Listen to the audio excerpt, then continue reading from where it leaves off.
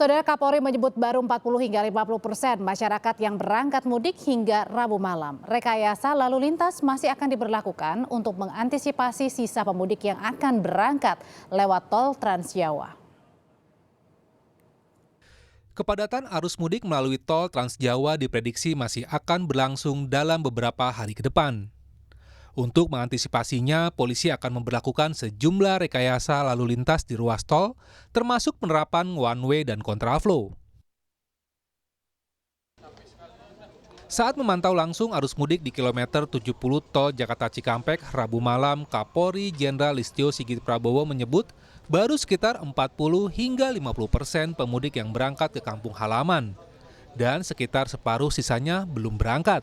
Diinformasikan masih kurang lebih 40, mungkin antara 40% sampai 50% masyarakat yang tercatat akan melaksanakan mudik. Kita ingin memastikan bahwa sisa 40% atau 50% yang akan menggunakan jalur tol Cikampek mengarah ke Kalikangkung betul-betul bisa bangkitannya bisa kita alirkan sebaik mungkin.